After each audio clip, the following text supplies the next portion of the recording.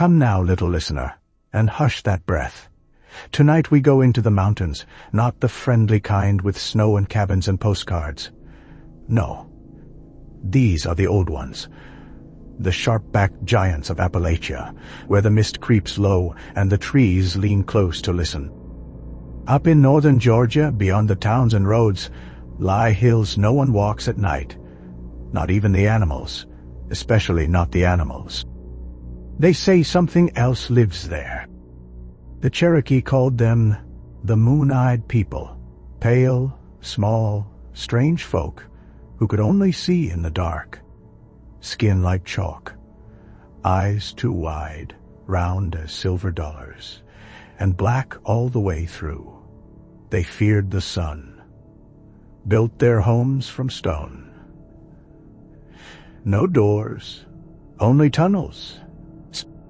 Some say they were a lost tribe, others say they weren't people at all. Long before the Cherokee came, before any settler dreamed of the South, the moon-eyed people ruled these hills. That's what the stories say. That they built walls no one understands, thick and low, like defenses. But against what? The walls still stand, moss-covered, crooked, cold even in summer. And the strangest part, no one saw them being built.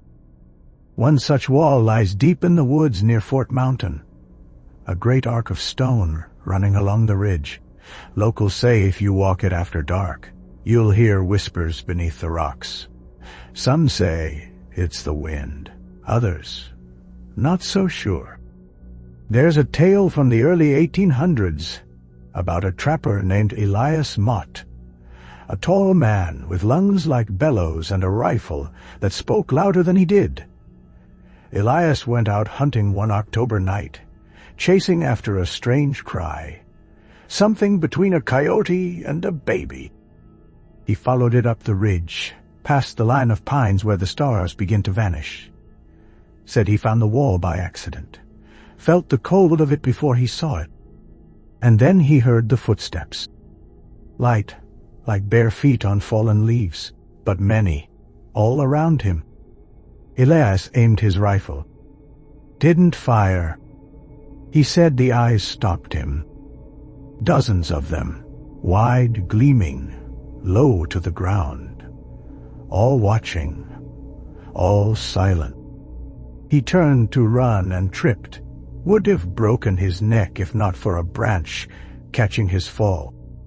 When he looked back, they were gone.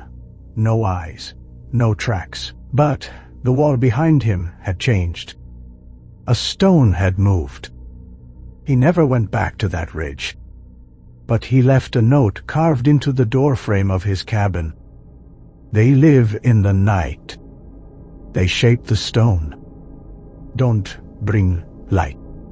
The next spring his cabin was found empty, table set, boots by the door, a line of white stones laid in a circle around the house, and not a single footprint inside. There's a root that grows only on the north sides of certain hills. Locals call it moonroot. Pale white, brittle, almost glowing if you catch it under the right sliver of moonlight. It grows where nothing else does, where the soil is too quiet. The Cherokee said the moonroot marks places the moon-eyed people have touched, places they sleep. In 1912, a boy named James Turley disappeared from a logging camp near the Cohuta Wilderness. He was 12. Last seen chasing fireflies past the edge of camp just after sundown. They found his footprints for nearly half a mile. Then nothing. Just a patch of moonroot in a shallow dip of land, and 4 small white stones. They searched for 3 days.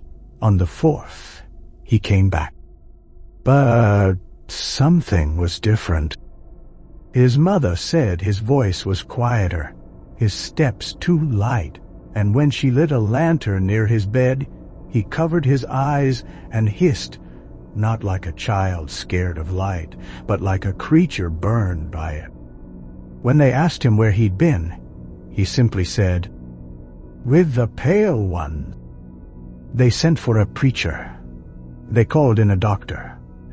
The boy didn't resist. He just kept looking at the ceiling with those wide, glassy eyes, like he was still in the dark. That night, his mother heard him whispering in a language she didn't know. The next morning, he was gone again. Window open. No footprints. But on his pillow, a single pale root, still wet with earth. They say the moon-eyed people don't steal. They trade. And sometimes, what they leave behind looks like someone you knew, for a while.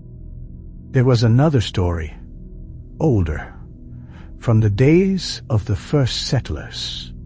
A woman named Mary Caldwell built a small homestead near a rock outcropping that the locals avoided. She had 4 children, all born healthy, all raised in the hills. One winter, her youngest began walking in his sleep. Always toward the woods. She'd find him with bare feet in the frost, standing still, staring at the ridge where the moon never shone. One night, she followed him. She said he walked a path that wasn't there before, between trees too close to grow that way naturally. The trail ended at a small hollow in the hillside, no larger than a doorway, yet deeper than a house. She heard whispering, not from inside, from the ground. She pulled him back. He fought, bit her hand, drew blood. They moved away by spring. But years later, a traveler passing the site found something strange in the roots of a fallen oak. A child's shoe, perfectly preserved, with a smooth white stone inside. And near it, claw marks on the inside of a rock, as if someone had tried to dig their way out. They don't come out in daylight.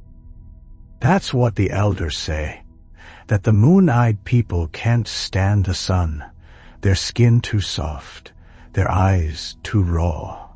Some say they were cursed. Others claim they were never meant to see the light of this world. But the truth is worse, because some have seen them move beneath the trees, even in the shade of noon. A hiker named Ellis Boone went missing in 1956.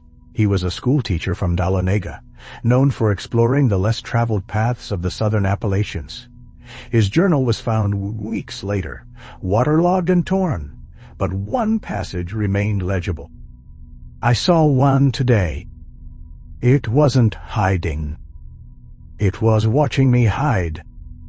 A week before his disappearance, he'd written of finding a narrow trench in the woods, barely a foot wide, but dozens of yards long and perfectly straight.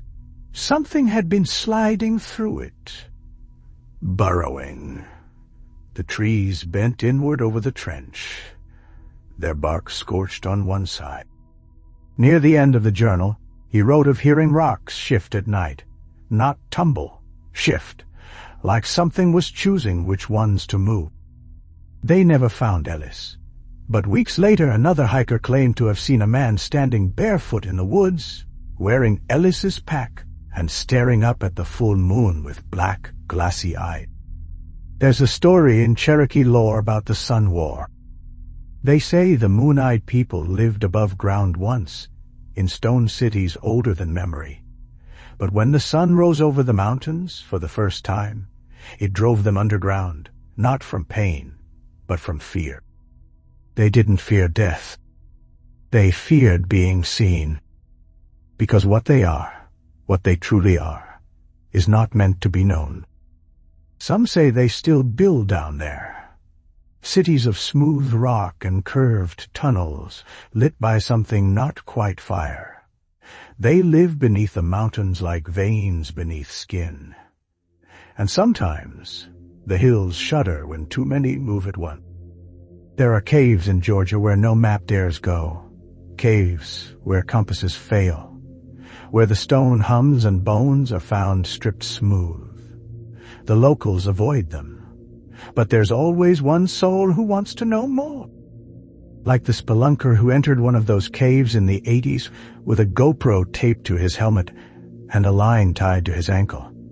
He made it 600 feet before the feed cut. When they pulled him back, the line was still intact, but the helmet was empty. And inside the cave mouth, scratched into the stone with something sharper than a knife, were 6 tiny circles, like eyes. Watching, waiting. The stone walls still stand. Curved, heavy, built without mortar. No one knows how old they are. Some say the moon-eyed people made them for defense. Others think they were something older. Roads, maybe. Rituals. Boundaries not meant to be crossed. Archaeologists dig and argue, measure and theorize. But the locals just say they build what they remember. Every so often, someone finds a new wall. Not old and weathered, but recent, too recent. Moss not yet grown. The cuts in the rock still clean. Built during a time no one was watching. One hunter swore a stone circle appeared behind his cabin overnight. No sound, no tools, just there. And in the center, a hole in the earth so deep his flashlight couldn't find the bottom. That night, he said his dreams turned white, cold, and full of blinking eyes. There's a ranger's report from 2003, filed quietly, and never followed up. It mentions an entire stretch of trail, 2 miles, rerouted without record. The trees had been moved, stones repositioned, a new path carved through solid ground. No footprints, no equipment, no human hand could done it. At the center of the detour was a wall, half collapsed, low and wide. And along it, carved deep into one of the stones, was a message. The day is yours. The night is ours.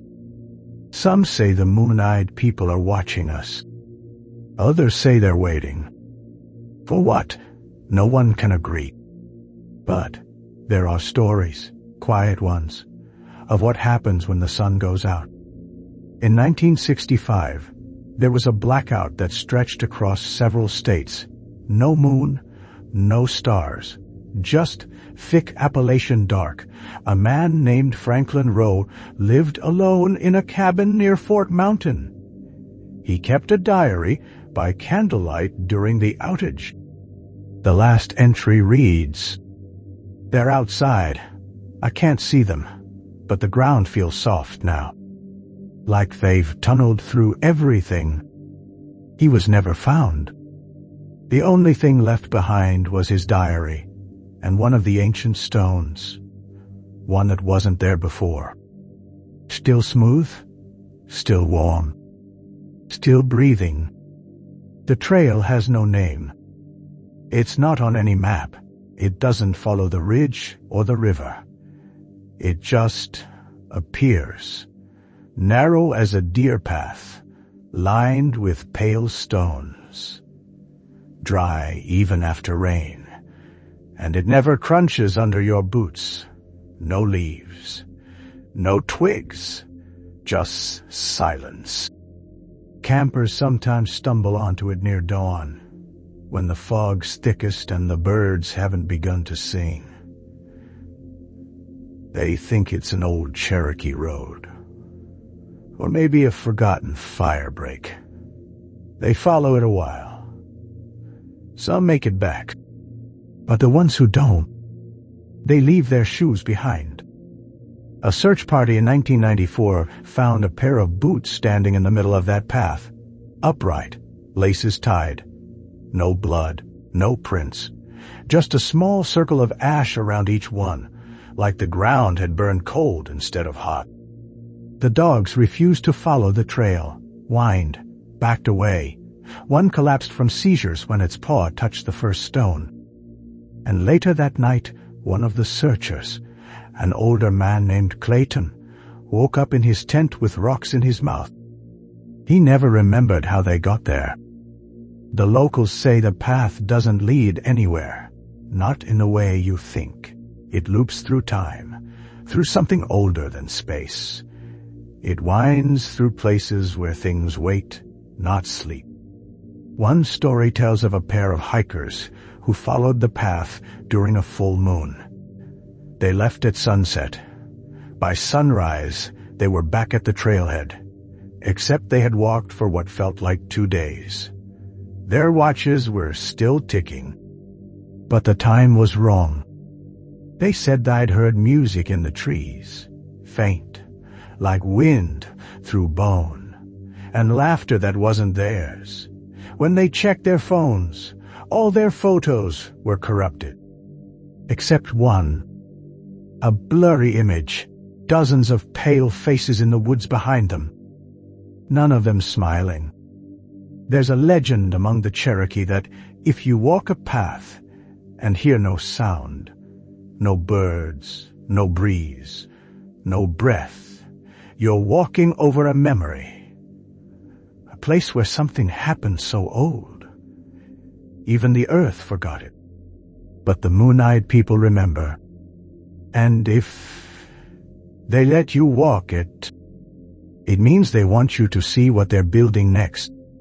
They say the moon-eyed people don't carve their walls the way we do. They don't stack stone for shelter or defense or monuments. They build for watching. In 1971, a geologist named Martha Kern was documenting old rock formations near Fort Mountain when she came across a half-collapsed wall shaped like a crescent. Nothing unusual, except that it faced nothing. No path, no landmark, just a slope covered in brush. No landmark. But when she stepped behind it, her compass spun. She checked again, it spun again. And then she heard the whispering.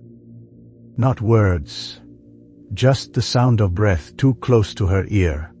The brush behind her had no wind, no bugs, no sound at all. That night, she dreamed of tunnels, not dug by hand, but grown. Smooth, round, and too narrow to crawl through, lit by a light that didn't flicker. She quit her work the next day. Her report mentioned incomplete magnetic anomalies, but in her private notebook, one phrase repeated over and over. The stones aren't for keeping things out. They're for pointing things in. Some archaeologists now believe the oldest walls form a kind of pattern across the hills, like a map, but not one made for us. A layout meant to trap sound, or reflect it, or call something back. The moon-eyed people, they say, build their homes inside stone because stone listens. It remembers vibration. It holds shape, even when time forgets. One hiker, a woman named Deborah, in 2019, left a voicemail to her husband before she went off-grid for a weekend hike. She said, "I'm standing inside one of those walls. It feels like a bowl. I whispered something, and it came back in someone else's voice." She was never found, but the voicemail kept playing back after deletion, once every night at 2-3 a.m., and the voice at the end didn't sound like her at all. There's a growing fear among those who still live in the shadow of the mountains, that the moon-eyed people aren't just watching, that they're marking places, preparing them, that the walls aren't complete yet, but they will be. And when the last stone is set, something will finally see us. They say one day the sun won't rise. Not from clouds, not from storms, not from some end-of-the-world fire. It just won't be there. And when that happens, the moon-eyed people won't hide anymore. They'll walk like we do, live where we live. And they won't need to build walls to keep the dark in. The dark will already be here. In 2008, a satellite passed over a section of the Appalachians near the Georgia-North Carolina border and captured something strange. A massive stone formation previously unseen from ground level. A spiral. Half a mile wide. No one could explain why it wasn't on earlier maps, or how it had been built, or why the vegetation around it grew in perfect circles, dead at the center, lush at the edges. A team went to investigate. They never reported in. Drones sent after them lost signal near the spiral's heart. One feed for just a second showed something moving across the stone. Not a person, not an animal, just a blur that cast no shadow in full daylight. The spiral was gone within a week. Nothing remained. Not even the dirt. Some say it was a hoax, a glitch. But the locals know better. They say the moon-eyed people were practicing. One final test. One last pattern before the rest are set. Because the moment they finish, something opens. And if you're listening to Papapage now, you might hear it too. At the edge of your hearing, the sound of smooth stones shifting. The taste of wet earth on your tongue. The sense that something pale is standing just outside the light. They fear the sun not because it hurts them, but because it delays them. And when it's finally gone, for an hour, a day, forever, they will come walking, not to haunt, not to whisper, but to build. And once they build in you, you won't miss the light anymore.